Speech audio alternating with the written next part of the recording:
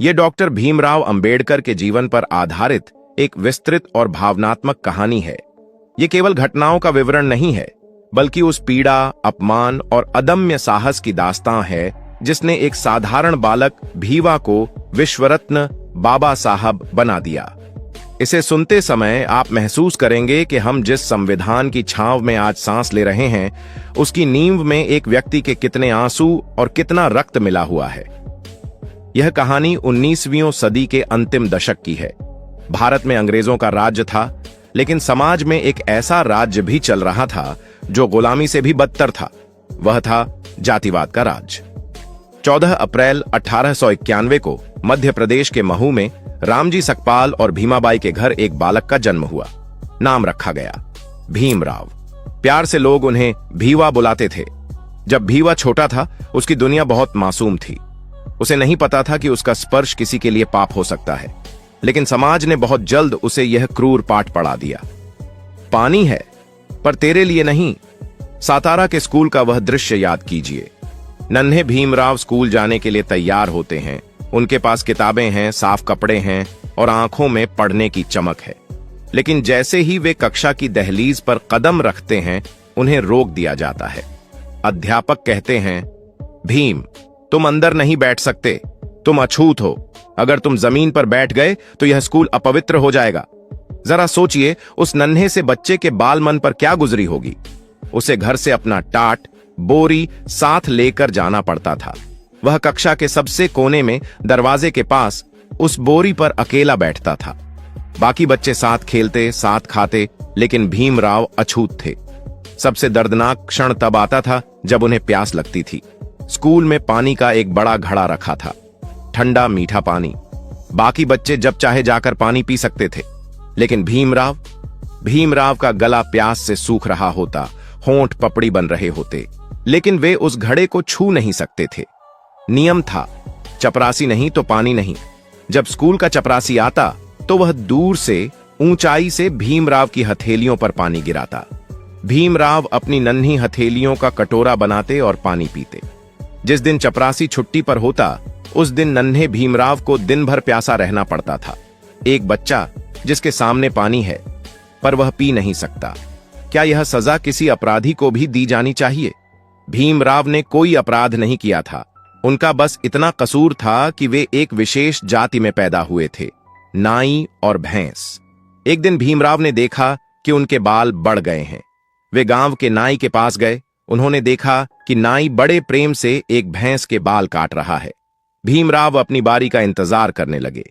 जब भैंस का काम हो गया तो भीमराव आगे बढ़े और कहा, काका, मेरे बाल काट दोगे? नाई एकदम से पीछे हट गया। उसने घृणा से भीमराव को देखा और चिल्लाया, दूर हट! अगर मैंने तेरे बाल काटे तो मेरा उस्तरा अपवित्र हो जाएगा, मेरी दुकान गंदी हो जाएगी, भाग यहां से। भीमराव सन्न रह गए। उनकी आंखों में आंसू आ गए। वे सोचने लगे, एक जानवर का स्पर्श इस आदमी को अपवित्र नहीं करता। भैंस के बाल काटने से इसका उस्तरा खराब नहीं होता, लेकिन एक इंसान के बाल काटने से यह अपवित्र हो जाएगा। वह अपमान का घूंट पीकर घर लौट आए। उनकी बड़ी बहन ने घर पर ही उनके बाल काटे, जो ऊबड़ खाबड़ थे, जिसका स्कूल में मजाक उड़ाया गया। लेकिन उस दिन भीमराव के मन में एक सवाल ने जन्म ले लिया था, मैं इंसान हूं या जानवर से भी गया गुजरा? बैलगाड़ी और धूल भरा रास्ता। एक बार भीमराव और उनके भाई बहन अपने पिता से मिलने कोरेगांव जा रहे थे। उन्होंने स्टेशन पर उतरकर एक बैलगाड़ी किराए पर ली। वे अच्छे कपड़ों में थे, पैसे भी थे। गाड़ीवान को लगा ये किसी ऊंची जाति के बच्चे हैं। वह उन्हें ले जाने को तैयार हो गया। गाड़ी चल पड़ी। बच्चे खुश थे, लेकिन थोड़ी दूर जाने पर गाड़ीवान को उनकी जाति का पता चल गया। जैसे ही उसे पता चला कि ये महार जाति के हैं, उसने बीच रास्ते में सुनसान जंगल में गाड़ी रोक दी। उसने बच्चों को धक्का देकर नीचे उतार दिया। उतरो मेरी गाड़ी से, तुमने मेरी गाड़ी भ्रष्ट कर दी। छोटे छोटे बच्चे, भारी धूप, अनजान रास्ता। भीमराव ने हाथ जोड़कर कहा, काका, हम दुगना किराया देंगे, कृपया हमें ले चलिए। लेकिन नफरत इंसानियत से बड़ी हो चुकी थी। गाड़ीवान नहीं माना। अंत में शर्त यह रखी गई कि बच्चे खुद गाड़ी चलाएंगे और गाड़ीवान पैदल चलेगा, ताकि वह अपवित्र न हो। रास्ते में उन्हें प्यास लगी। वे एक तालाब के पास रुके। जैसे ही भीमराव पानी पीने झुके, लोगों ने उन्हें वहां से खदेड़ दिया। उस दिन उन बच्चों ने वह सफर आंसुओं और प्यास के साथ तय किया। संघर्ष का दूसरा अध्याय, ज्ञान की भूख और विदेश में एकाकीपन। भीमराव ने ठान लिया था कि इस अपमान का बदला वह किसी हथियार से नहीं बल्कि कलम से लेंगे।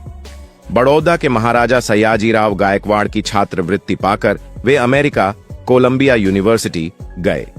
वहां छुआछूत नहीं थी, लेकिन वहां गरीबी थी। भीमराव के पास सीमित पैसे आते थे। न्यूयॉर्क में रहते हुए जब अन्य छात्र मजे करते थे, भीमराव बासी रोटी का एक टुकड़ा और एक कप चाय पीकर दिन गुजारते थे। क्यों? ताकि खाने के पैसे बचाकर वे पुरानी किताबें खरीद सकें। वे दिन में 18 से 20 घंटे पढ़ते थे। लाइब्रेरी का नियम बन गया था। लाइब्रेरी भीमराव के आने से खुलती है और भीमराव के जाने पर बंद होती है। उनकी आंखों की रोशनी कमजोर होने लगी, सिर में दर्द रहने लगा, लेकिन जुनून ऐसा था कि रुकने का नाम नहीं लिया। उन्होंने महज कुछ सालों में वह डिग्रियां हासिल कर लीं, जिन्हें पूरा करने में लोगों को जीवन लग जाता है। MA, PhD, MSc, barrister, DSc, डिग्रियों का अंबार लगा दिया।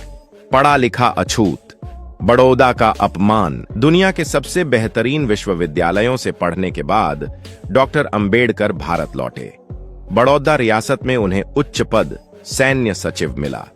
उन्हें लगा कि अब सब बदल गया होगा, अब मैं डॉक्टर अंबेडकर हूं। लेकिन भारत की धरती पर कदम रखते ही भ्रम टूट गया। ऑफिस में, जहां वे सबसे बड़े अधिकारी थे, वहां का चपरासी भी उन्हें फाइल हाथ में नहीं देता था। वह दूर से फाइल उनकी मेज पर फेंक देता था। दफ्तर में पीने के पानी का मटका उनके लिए छूना मना था। उन्हें अपने घर से पानी लाना पड़ता था। सबसे बड़ा संकट तब आया जब उन्हें रहने के लिए घर नहीं मिला। कोई भी उन्हें किराए पर कमरे देने को तैयार नहीं था। मजबूरन उन्हें अपनी पहचान छिपाकर एक पारसी सराय में रहना पड़ा। एक दिन सच सामने आ गया। लाठियां लिए भीड़ ने सराय को घेर लिया। निकल बाहर, तूने हमारा धर्म भ्रष्ट कर दिया। डॉक्टर अंबेडकर ने उनसे विनती की, मुझे बस कुछ घंटे दे दो, मैं चला जाऊंगा। लेकिन भीड़ ने उन्हें उसी वक्त सामान समेत सड़क पर फेंक दिया। जरा उस मंजर की कल्पना कीजिए। दुनिया का सबसे विद्वान व्यक्ति, जिसके पास ज्ञान का भंडार है, वह बड़ौदा के कमाठी बाग में एक पेड़ के नीचे बैठकर फूट फूट कर रो रहा था। उस रात उनके पास न सर छुपाने को छत थी, न कोई अपना।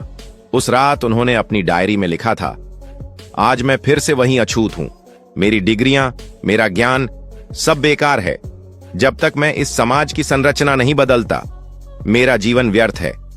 पिता की करुणा का बलिदान। डॉक्टर अंबेडकर का सार्वजनिक जीवन जितना संघर्षपूर्ण था, उनका निजी जीवन उतना ही दुखद। उन्होंने रमाबाई से विवाह किया था। रमाबाई ने गरीबी और अभावों में उनका साथ दिया। जब बाबा साहब लंदन में पढ़ाई कर रहे थे, यहां मुंबई में रमाबाई उपले, गोबर के कंडे थापकर और लोगों के घर काम करके घर चलाती थीं। वे खुद भूखी रहती थीं ताकि पति को पढ़ाई में दिक्कत न हो।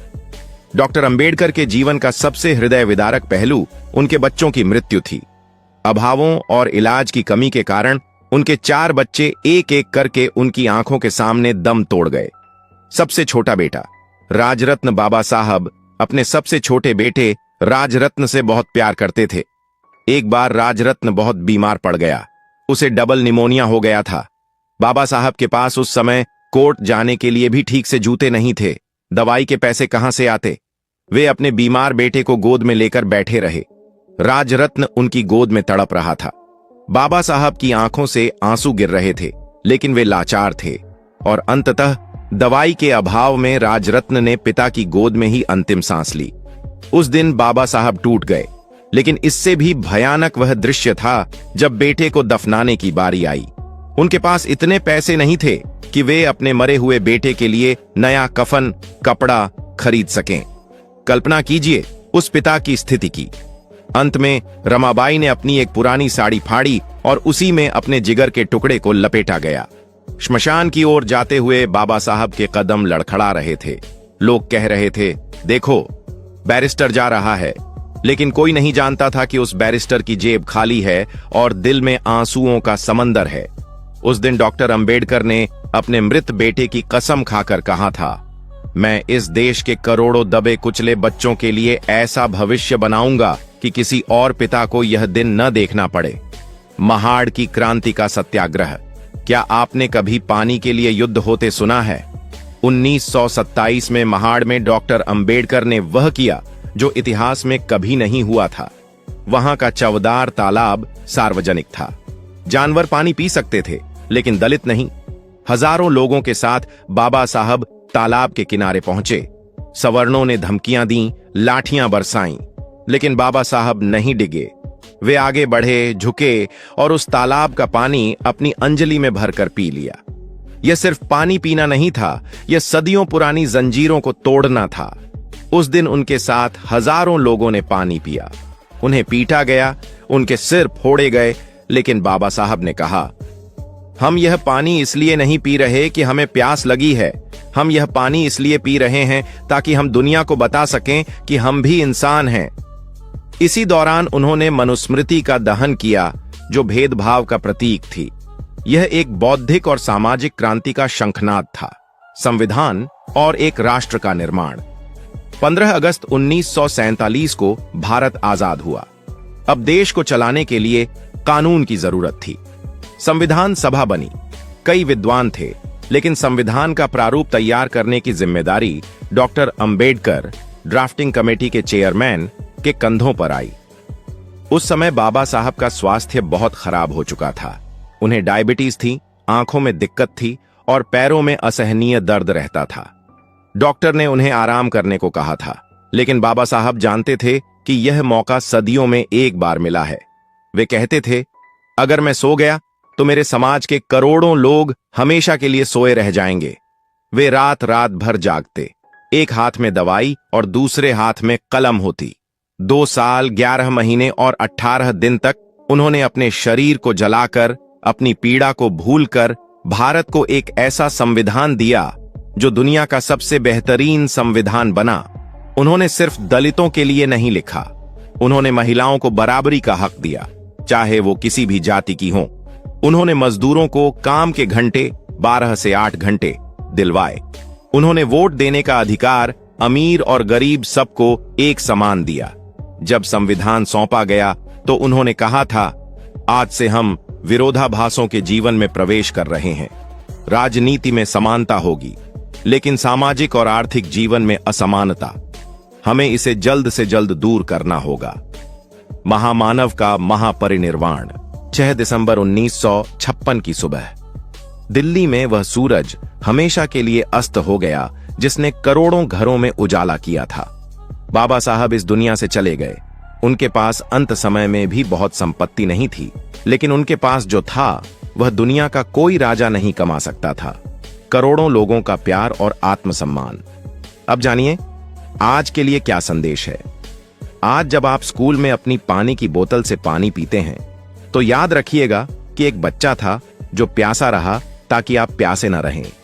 जब आप ऑफिस में कुर्सी पर सम्मान से बैठते हैं तो याद रखिएगा कि एक व्यक्ति को कुर्सी नहीं मिली थी ताकि आपको यह कुर्सी मिल सके। जब आप अपनी जेब में वोट डालने का कार्ड रखते हैं तो याद रखिएगा कि यह अधिकार मांगने के लिए किसी ने अपने बच्चों के कफन तक की चिंता नहीं की थी। डॉक्टर अंबेडकर की कहानी हमें बताती है कि जीवन लंबा होने के बजाय महान होना चाहिए। उन्होंने हमें सिखाया कि शिक्षा शेरनी का वह दूध है जिसे पीकर कोई भी दहाड़ सकता है। उनकी संघर्ष गाथा सुनकर अगर आपकी आंखों में आंसू हैं तो यह आंसू ही उनकी सच्ची श्रद्धांजलि हैं। लेकिन उनकी असली जीत तब होगी जब हम जाति धर्म से ऊपर उठकर एक दूसरे को इंसान समझना शुरू करेंगे। यही वह बात है जो हमें कहनी चाहिए। वाह बाबा साहब, आपने इतना सहा, इतना लड़े और बदले में हमें यह पूरा आसमान दे दिया। हम आपके आनी हैं और रहेंगे। दोस्तों, आज की वीडियो में बस इतना ही। इस चैनल पर मैं सिर्फ बाबा साहब के जीवन से जुड़ी छोटी बड़ी सभी जानकारी लेकर आता रहता हूं। यदि आप बाबा साहब को पसंद करते हो, वीडियो को पूरा देखने के लिए धन्यवाद। उम्मीद करता हूं आपके विचार भी बाबा साहब की तरह अच्छे होंगे।